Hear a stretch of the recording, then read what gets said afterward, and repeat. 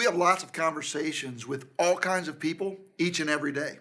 We talk to our family, our friends, our neighbors, and our coworkers. We talk to people at the gym, at the grocery store, and at the ball field. We talk about the weather or the workout or the tackle that our kid just made. What we have to realize is that each of these conversations can be opportunities to bring up the gospel. We already talked about focused prayer and the importance of praying for those you know who are far from God. As we begin to pray daily for people, I believe that the Spirit of God goes to work. He works on our hearts, giving us the sensitivity to see gospel opportunities and the boldness to seize them. He goes to work on the soil of other people's hearts, preparing them to receive the seeds that we're going to plant. We have to accept the fact that every gospel conversation doesn't result in an immediate conversion. We're going to deal with possible responses to the gospel, but we all know that it's usually a process for people. It can take time for them to get to the point where they are ready to repent and believe the gospel. We aren't always going to see immediate fruit, but we have to be faithful to do our part. Let me just tell you up front that our method for turning everyday conversations into gospel conversations is relational and conversational. It works best when you have a relationship with someone who knows you well enough to tell you a problem, an issue, or a concern.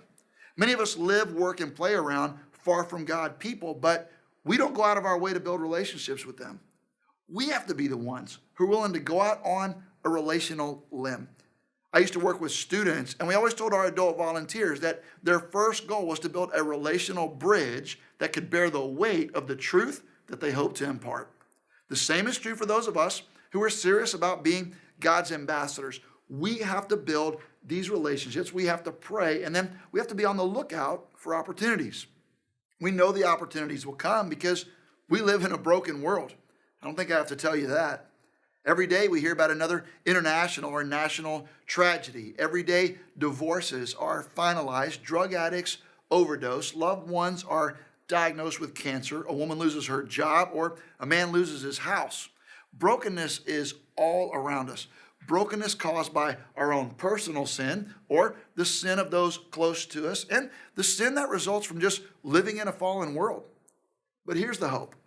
All of this brokenness gives us opportunities to turn everyday conversations into gospel conversations.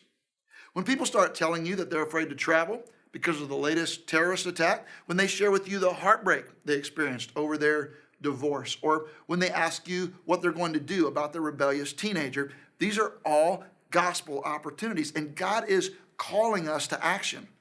I like to say that our spiritual spidey senses start going off.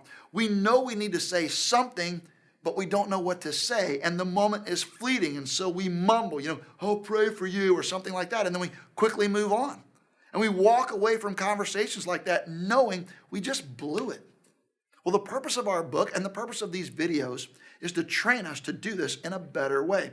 Everything worth doing is worth training for. I know when I played football, my coach made us do drills every single day. We ran the same plays over and over until we could execute them perfectly.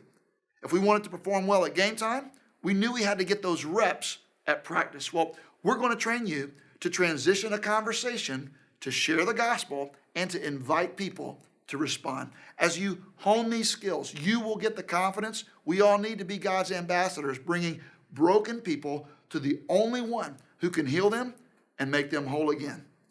Let's do this.